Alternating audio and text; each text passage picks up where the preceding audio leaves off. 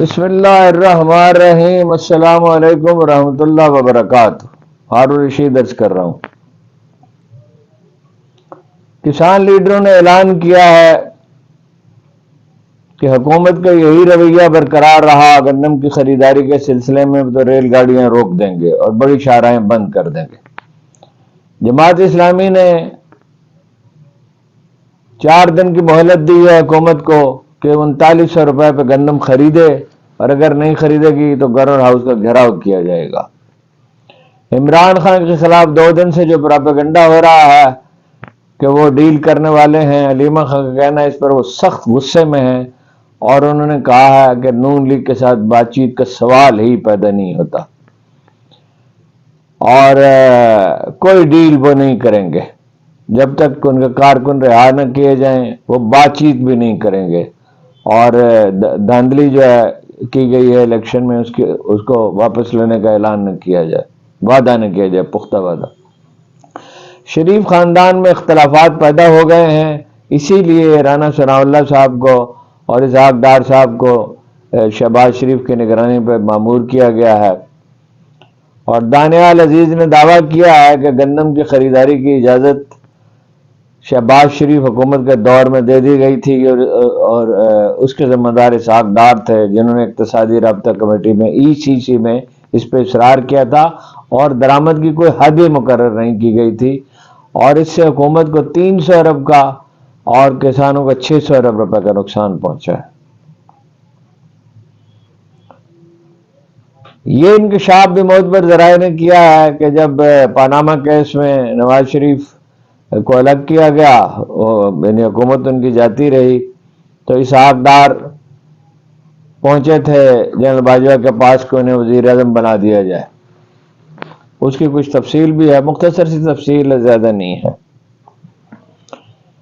امریکہ ایک اور معاہدے کے لیے یعنی جو بائیڈن کوشش کر رہے ہیں سعودی عرب اور اسرائیل کے درمیان کہ وہ اسرائیل کو تسلیم کر لے، اور سعودی عرب سے یہ اصرار بھی کیا جا رہا ہے کہ پاکستان سے بھی تسلیم کرے۔ نواز شریف صاحب یہ محسوس کرتے ہیں کہ موجودہ نظام زیادہ دیر تک نہیں چل سکے گا، اسی لیے انہوں نے بعض سیاسی اقدامات کیے ہیں، اور ان کے درمیان پہلے سا اعتماد باقی نہیں رہا۔ ایک سابق اخبار نویس اور موجودہ سینیٹر کے ذریعے انہوں نے عمران خان کو پیغام دیا، اعلانیہ طور پر پیغام دیا، کوئی چھپی ہوئی بات تو نہیں ہے، کہ وہ ان سے بات کرنا چاہتے ہیں۔ ان کا خیال یہ تھا کہ اسٹیبلشمنٹ کے ستائے ہوئے ہیں عمران خان، تو وہ ان سے بات کرنے کے لیے شاید آمادہ ہو جائیں، لیکن عمران خان اس پہ آمادہ نہیں ہوئے بالکل، اور وہ سمجھتے ہیں کہ نواز شریف برابر کے ذمہ دار ہیں، اور اس کے لیے وہ لندن پلان کی طرف اشارہ کرتے ہیں۔ رانا ثناء اللہ صاحب نے بھی یہ پیغام دیا، مگر اس کے لیے آمادہ نہیں ہے عمران خان کسی صورت بھی۔ وہ سمجھتے ہیں کہ ان کے ساتھ بہت بڑی زیادتی کی گئی ہے۔ ادھر یعنی اسٹیبلشمنٹ بھی ساری صورتحال کا جائزہ لے رہی ہے غور سے، اور نواز شریف صاحب جو کچھ کر رہے ہیں وہ اس کو نوٹ کیا جا رہا ہے۔ اب کارڈ اسٹیبلشمنٹ کے ہاتھ میں بھی ہے، اور پیپلز پارٹی کے ہاتھ میں بھی ہے، اور PTI کے ہاتھ میں بھی ہے۔ PTI اگر چاہے تو کوئی فیصلہ کر سکتی ہے جو اس کو سازگار ہو، اور پیپلز پارٹی شہباز شریف کی حمایت کر سکتی ہے اگر نواز شریف صاحب آگے بڑھیں اور چودھری خاندان والا مسئلہ ہو جائے۔ شہباز شریف تو ہمیشہ بھائی کے کہنے پہ چلتے رہے ہیں، لیکن آپ کو یاد ہوگا کہ انہیں وزیر اعظم بنانے کا انہوں نے اعلان کر کے واپس لے لیا تھا۔ یعنی اگلی نسل میں اختلافات ہیں، حمزہ میں اور محترمہ میں، اور حمزہ صاحب کو جو ہے وہ اقتدار کے غلام گردشوں سے دور پھینک دیا گیا، اور پیپلز پارٹی نے جس طرح مزاحمت کی انوار الحق کاکڑ کو ڈپٹی پرائم منسٹر بنانے کی، اور بلاول بھٹو نے جس طرح کہا کہ نجکاری کی ہم اجازت نہیں دیں گے، اس کی مخالفت کریں گے، اور PI کو چلایا جا سکتا ہے، مطلب یہ ہے کہ خسارہ بڑھتا رہے، 750 ارب روپے کا ہو چکا ہے، اور 2-4 ہزار ارب کا بھی ہو جائے تو کیا حرج ہے۔ لیکن اصل مقصد یہ نظر آتا ہے کہ بارگیننگ پوزیشن اپنی رکھی جائے اور اس کا فائدہ اٹھایا جائے. عدلیہ اپنی آزادی کے لیے اٹھ کھڑی ہوئی ہے. یہ خدشہ بھی محسوس کر رہے ہیں نواز شریف صاحب کہ فارم 45 اور 47 والا قصہ، اگر عدلیہ تو مطلب فیصلہ کرنے پہ بعض اوقات تلی ہوئی نظر آتی ہے اور اپنی آزادی کے لیے جدوجہد کر رہی ہے. جدوجہد کیا کر رہی ہے، اٹھ کے کھڑی ہو گئی ہے. یہ کل کی سماعت سے واضح ہے. تو اس کی بہت سی سیٹیں جا سکتی ہیں. بالکل انصاف ہو تو ساری سیٹیں چلی جائیں گی. 17 نہیں تو 20 نہیں تو 30 نہیں تو 40 رہ جائیں گی. اور اس میں کچھ اقدامات ہوئے بھی ہیں اور انہیں اندیشہ ہے کہ مڈ ٹرم الیکشن ہو سکتے ہیں. اور مڈ ٹرم الیکشن اگر ہوئے تو اور شفاف ہوئے اگر، تو اس کا تو صفایا ہو جائے گا نون لیگ کا. پنجاب میں لے دے کہ وہ ہے اور تو کہیں اس کی کوئی حیثیت ہی نہیں ہے. اور جو پرفارمنس ہے اس میں، یہ گندم کا سکینڈل ہے اور وہ ڈی جی بی آر کا اور سیکٹری اطلاعات کا سکینڈل ہے. اور سب سے بڑا مسئلہ تو گندم کا ہے اور مہنگائی کا ہے، بے روزگاری کا ہے. نواز شریف صاحب یہ سمجھتے ہیں کہ مزاحمت مصالحتی کی بجائے مزاحمتی بیانیہ اختیار کرنا چاہیے. وہ شہباز شریف صاحب کو اس کی طرف پش کرنا چاہتے ہیں، لیکن ظاہر ہے ان کے لیے تو یہ زہر کا پیالہ پینے کا مترادف ہے. وہ تو گاڑی کی پچھلی سی اپنا سر ڈھانپ کے بعد لوگ تو کہتے ہیں ڈکی میں بیٹھ کے جی ایچ کیو جایا کرتے تھے. تو ان کے لیے تو ظاہر ہے یہ بڑا مشکل ہے. مولانا فضل الرحمان اور پی ٹی آئی میں جو قربت پیدا ہو رہی ہے، اگر وہ بڑھ گئی اور مل کر کام کرنے کا انہوں نے فیصلہ کیا، جماعت اسلامی پہلے ہی اس کی طرف مائل ہے، تو شہباز شریف کے لیے تو بڑی مشکلات پیدا ہو جائیں گی اور بڑا عدم استحکام پیدا ہو جائے گا. شریف خاندان کی داخلی کشمکش چودھری خاندان کی سطح پر تو نہیں پہنچی ہے، لیکن جیسے کہ میں نے عرض کیا کہ اب نئی نسل جو ہے وہ اپنی پرانی نسل پہ اثر انداز ہو رہی ہے. شہباز شریف ہمیشہ محتاط رہے ہیں اور اپنے والد کی وجہ سے حمزہ بھی محتاط رہے ہیں، لیکن بہرحال اختلافات تو شدید ہیں اور نواز شریف نے حالیہ جو اقدامات کیے ہیں اس سے یہ بات واضح ہے. نواز شریف اور مریم نواز بالکل نہیں چاہیں گے، قطعاً نہیں چاہیں گے کہ شہباز شریف کامیاب ہو جائیں، اتنے مستحکم ہو جائیں کہ پھر ان سے جان چھڑانا مشکل ہو جائے. اعتماد تو پہلے سے باقی نہیں رہا. جماعت اسلامی جو ہے وہ پرسوں ہے جمعہ شاید، تو وہ اپنا اس کا گھیراؤ کا اعلان کیا ہے گورنر ہاؤس کا. اور ظاہر ہے جماعت اسلامی الیکشن میں تو جو بھی اس کی پرفارمنس ہو، مگر اس کے کارکن اس کے ساتھ مخلص ہیں.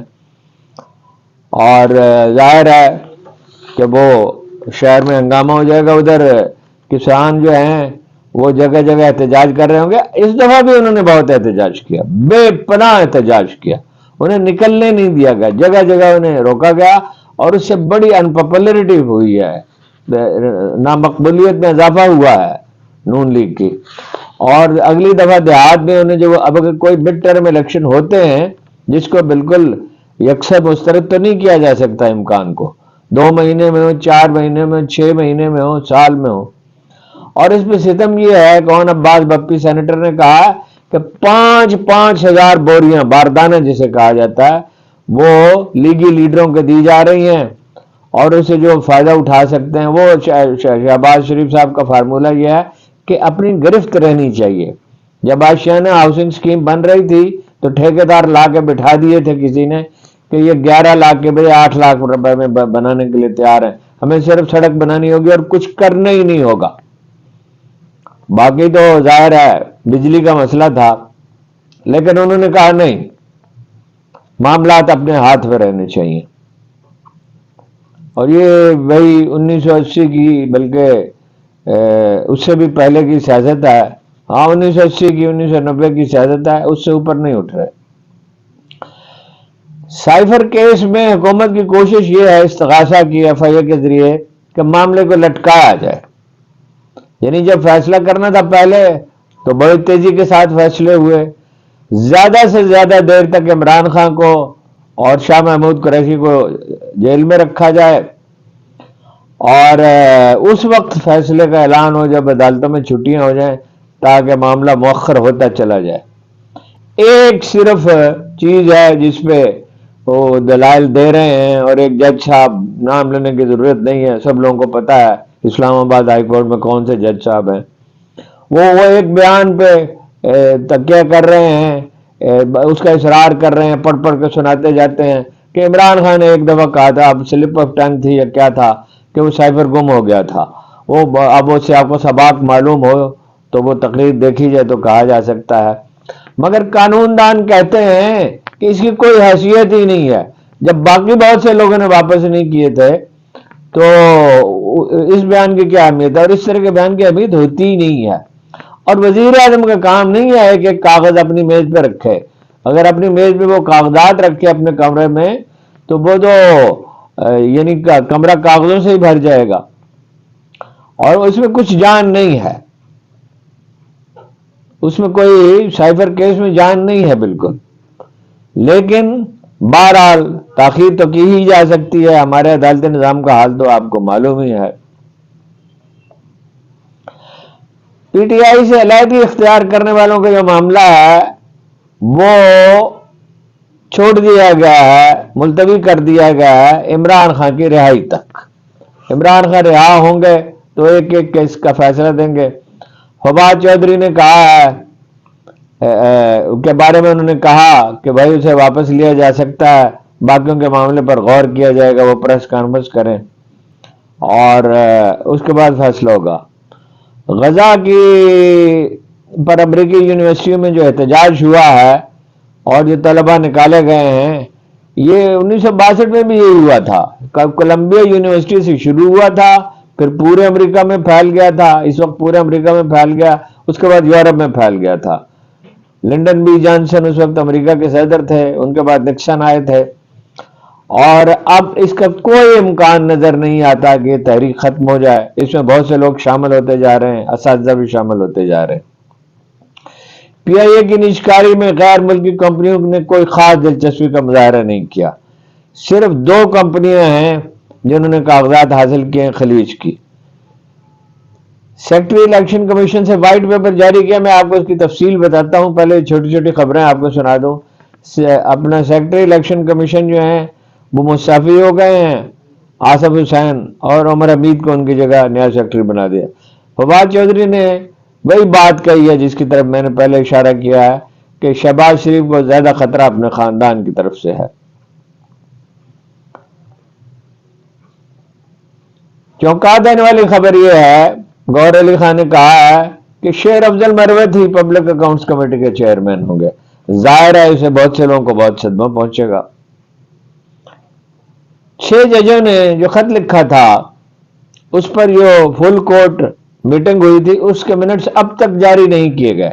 اس کی وجہ یہ ہے کہ جیسے اطہر من اللہ اور جیسے عائشہ ملک اور جیسے منیب اختر نے اس پہ سخت تنقید کی تھی، یعنی اس موقف پہ جو دوسرے لوگوں نے اختیار کیا تھا، لہذا اس کے منٹس جاری نہیں کیے گئے۔ گندم کی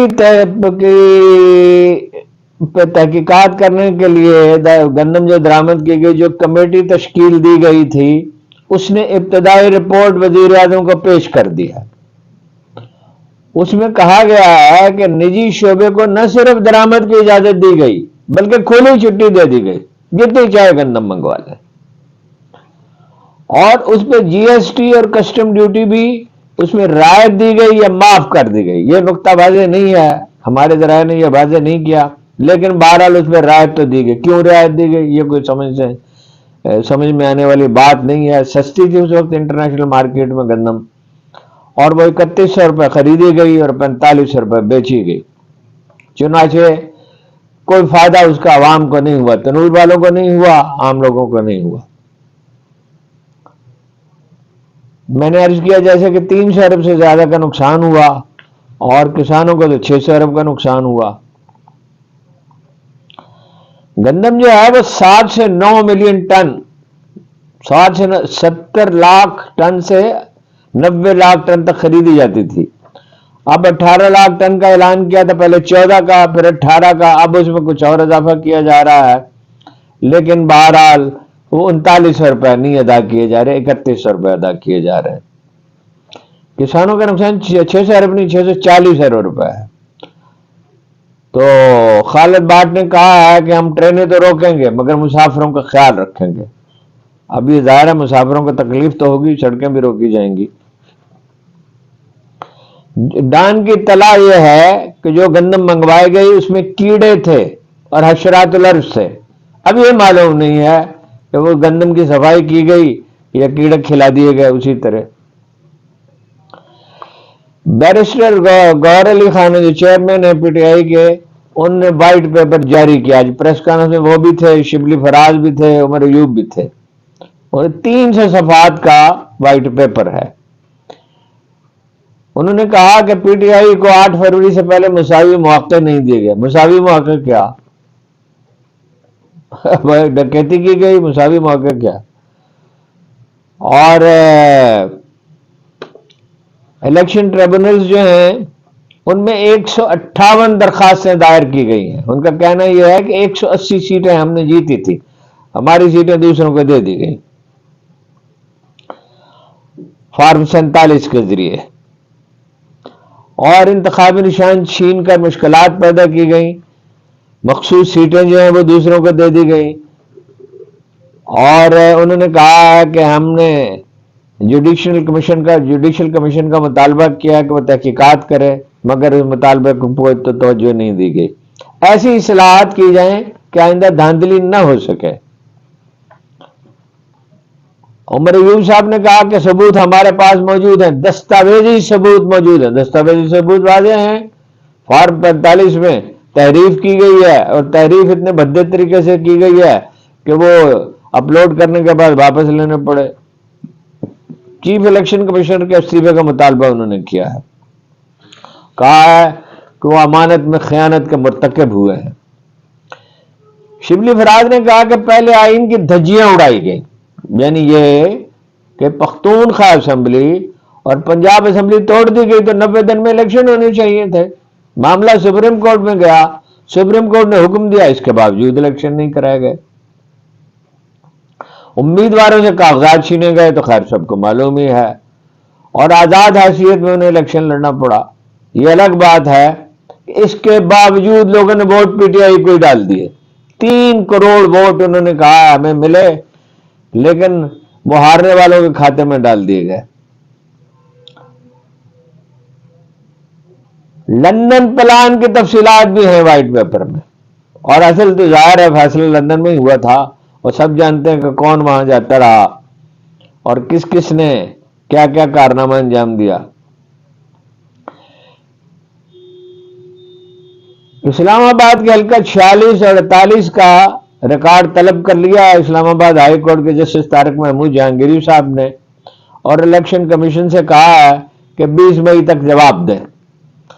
अब वो अगर रिकॉर्ड जो है उसका जायजा लिया गया, ये तो जाहिर है कि पीटीआई जीती हुई है, और 46 और 48 के 47 में भी जीती हुई है, तो ये सीटें तो उन्हें वापस करनी पड़ेंगी।